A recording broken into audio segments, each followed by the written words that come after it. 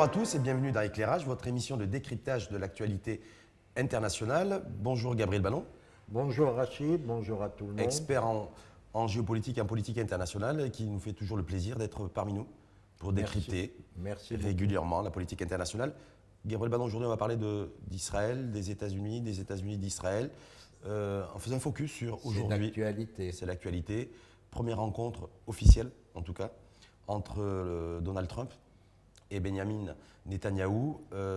Qu'est-ce qu'il faut lire et décrypter dans cette première rencontre entre ce qui nous a été dit officiellement et ce qui se trame peut-être officieusement? Entre ce qu'il a été dit et ce qu'on peut deviner des non-dits.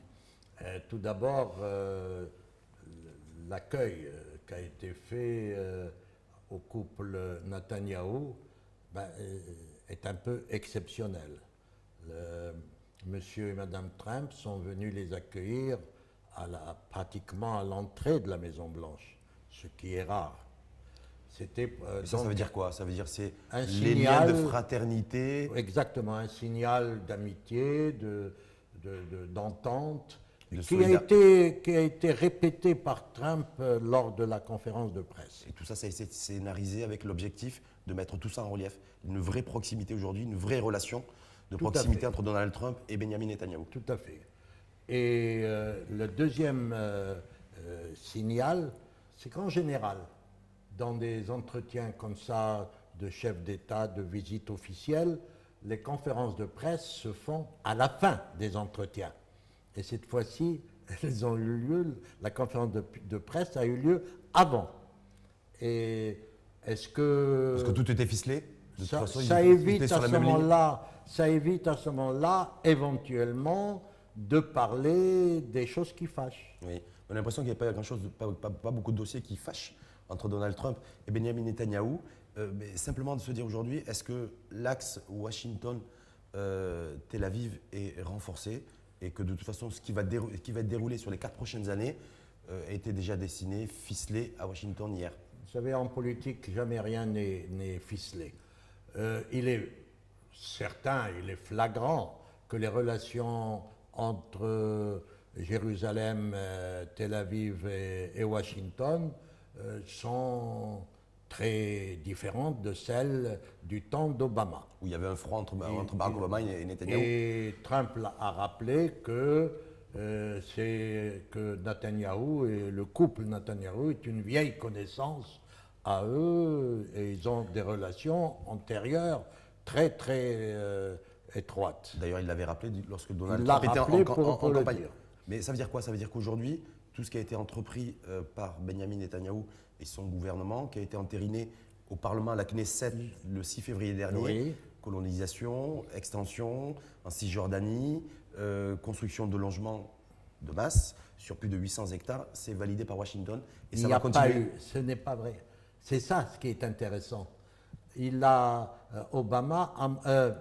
dis toujours Obama, Trump a montré les limites et a dit, par exemple, il a demandé, ce qui est rare, de se retourner vers Netanyahou et de lui dire « Tu devrais arrêter les implantations. Oui, mais ça, c'était devant tu la caméra. devrais lever le pied. » Ça, c'était devant la caméra. Oui, mais oui, donc... Derrière la caméra. Attention, c'est quand même important devant la caméra, c'est en conférence de presse, devant la presse internationale. Il a déclaré, mais les conseillers de Trump, l'administration Trump, dit que les implantations ne sont pas un problème majeur et un frein à la construction de la paix. Oui, c'est la position. Du côté de la Palestine, que ce soit de l'OLP ou du Hamas, on ne voit pas du tout la chose. Attention, la conférence de presse a été dans un seul sens. On n'a pas eu, à côté de Netanyahou, Abou Mazen pour dire le contraire. Hasard ou coïncidence, depuis l'élection de Donald Trump, Netanyahou a accéléré le processus de construction de logements. Donc voilà. Il a accéléré, oui. Il a voulu voir jusqu'où il pouvait aller. Et jusqu'où il pouvait aller, Trump a répondu. Il y a des limites.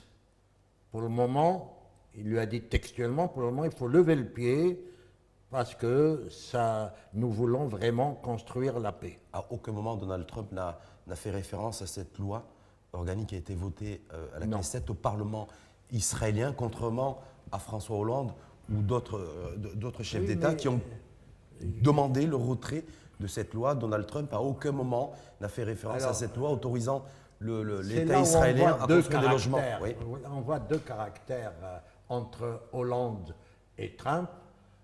Hollande garde des illusions. On n'a jamais vu un Parlement retirer une loi parce qu'un président d'un autre pays demande qu'on retire cette loi. Trump, lui, c'est un pragmatique. Attention, Gabriel Ballon, c'est une loi qui a priori, est supposée ne pas respecter le droit international.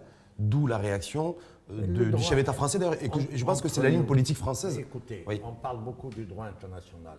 Entre nous, le droit international a toujours été, je ne suis pas partisan de cette règle, mais a toujours été que la loi du vainqueur, c'est celle qui compte. Et la loi des armes a fait que les Israéliens occupent la Cisjordanie. Donc, par les armes.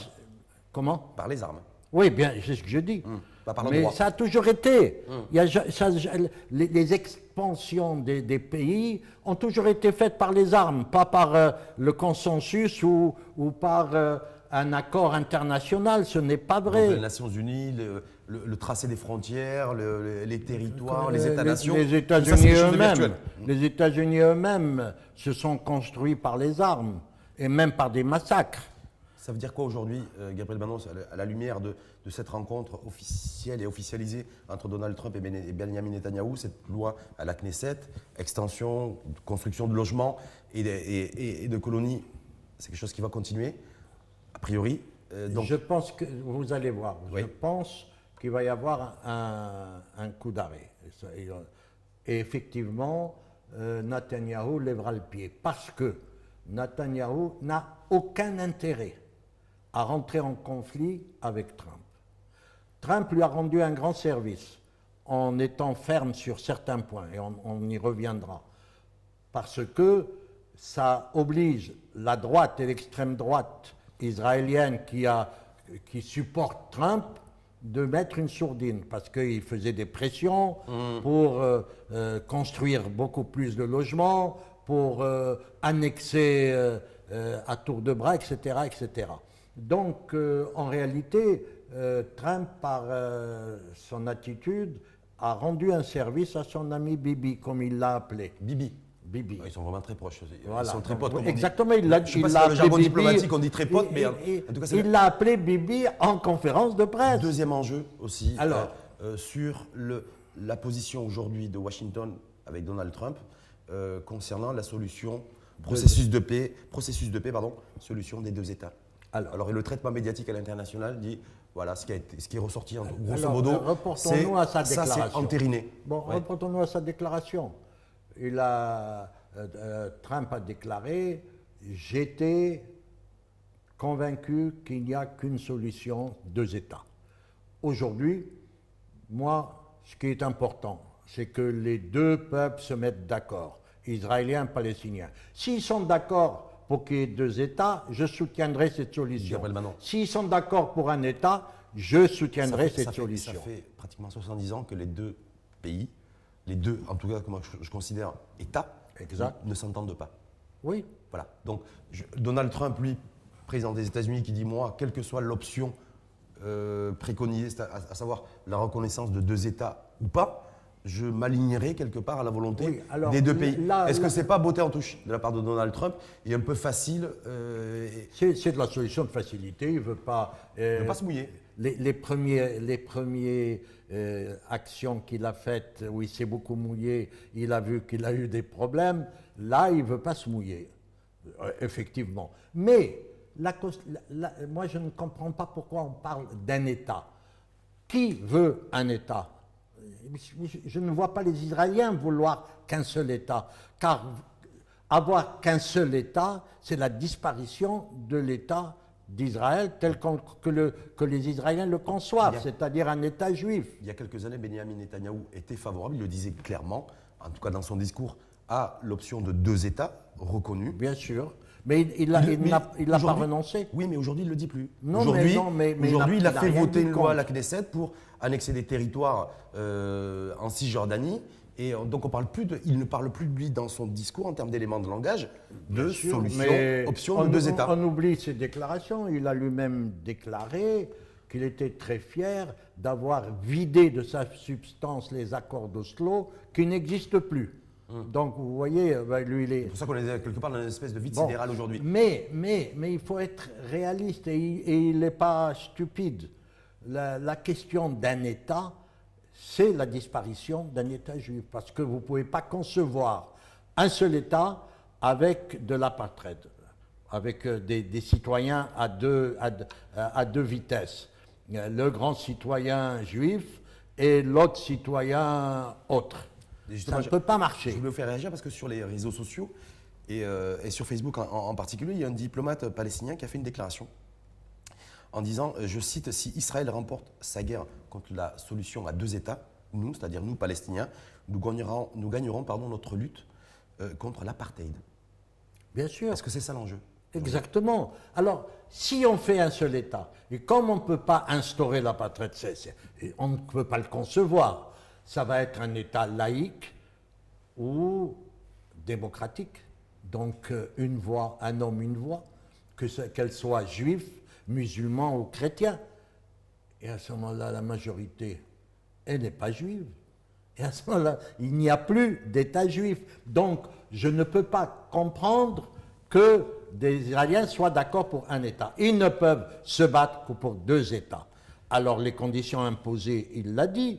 Il a dit, moi, je veux, pour des questions de sécurité, garder la ligne du Jourdain et il faudrait que les Palestiniens changent la culture de haine vers une culture au moins neutre.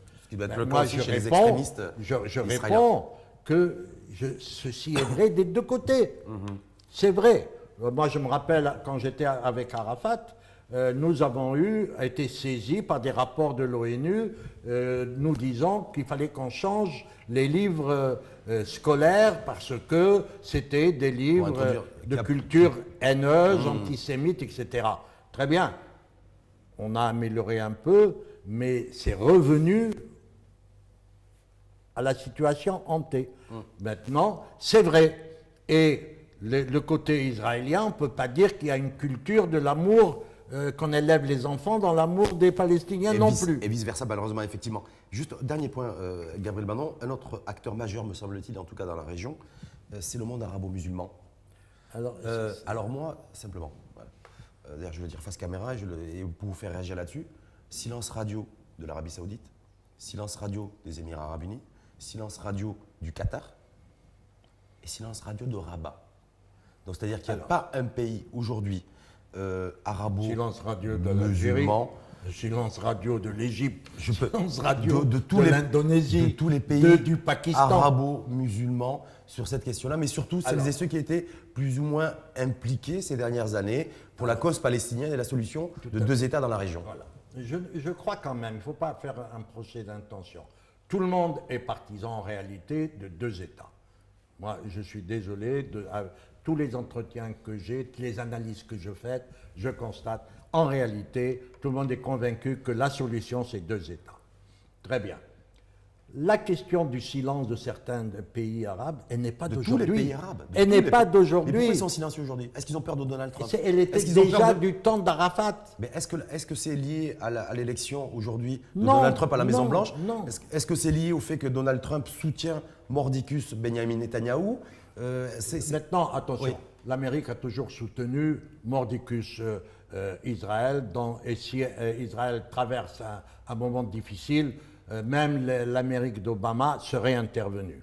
La preuve, c'est que l'Amérique d'Obama a autorisé des ventes d'avions ultramodernes, etc., pour renforcer la défense israélienne. Donc, je crois qu'il y a un contrat entre les deux pays. Disons que les liens sont beaucoup plus spectaculaires aujourd'hui.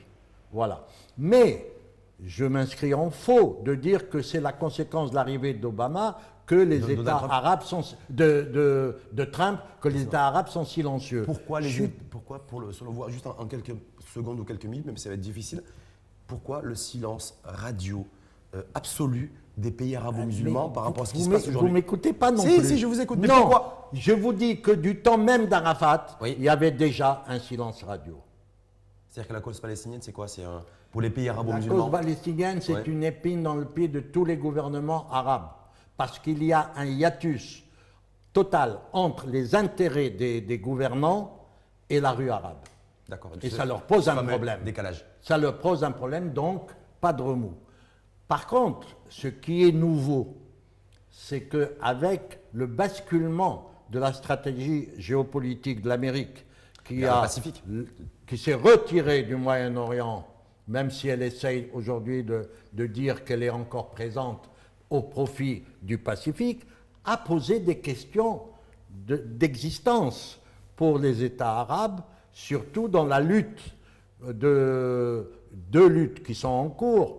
L'une entre l'Iran, le leadership entre l'Iran et l'Arabie saoudite, et la deuxième, c'est la lutte contre l'État islamiste, contre le Baghdadi. Contre le terrorisme. Le terrorisme. Alors, ceci a changé. Comme maintenant, il est démontré, et je voudrais terminer, il est démontré que le parapluie américain a des limites. On a vu comment on a lâché le Shah, on a vu comment on a lâché le Shah d'Iran, on a lâché le Moubarak, etc. Les États arabes réfléchissent, ils disent bon donc notre couverture n'existe plus, on a froid. Donc il faut alors on a développé une approche beaucoup plus pragmatique, et c'est un secret de polichinelle que les relations entre Israël et l'Arabie saoudite, entre l'Israël et le Qatar, entre l'Israël et l'Égypte, etc. De régime à régime.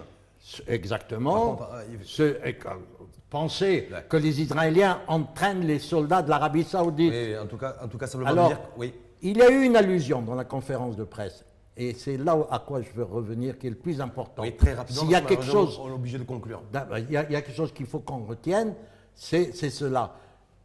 Netanyahou a dit, il faut quand même qu'on regarde dans l'ensemble, car les pays arabes voisins ne nous regardent plus comme des ennemis, mais plutôt comme un allié potentiel. C'est-à-dire, actuellement, on s'oriente tranquillement vers ce qu'avait proposé dans le temps la Ligue arabe. C'est un accord global. Et on ne pourra pas avoir un accord tête-à-tête, mais on va vers la construction d'un accord régional où en même temps on réglera les problèmes des Palestiniens. Merci en tout cas Gabriel Ballon. Donc on attendra aussi l'évolution sur ce dossier, et de voir aussi peut-être des pays arabo-musulmans être beaucoup plus présents sur la scène internationale. Un rappel avant qu'on coupe. Un rappel, j'ai toujours défendu la thèse de deux États. Ça, c'est vous, Gabriel Ballon, ancien conseiller également, je le rappelle, de Yasser Arafat. Pendant 10 ans. Merci à vous, en tout cas, Gabriel Ballon, pour ce décryptage sur l'actualité internationale qui était aujourd'hui, en tout cas, à l'ordre du jour, la rencontre de Benjamin Netanyahou et Donald Trump, et de savoir un petit peu qu'est-ce qui pourrait advenir, ou qu'est-ce qui s'est joué, ou qu'est-ce qui se joue, en tout cas, en coulisses. Merci à vous, et merci à vous de nous avoir suivis. On se retrouve pour un prochain numéro d'Éclairage, votre émission de décryptage de la politique et de l'actualité internationale.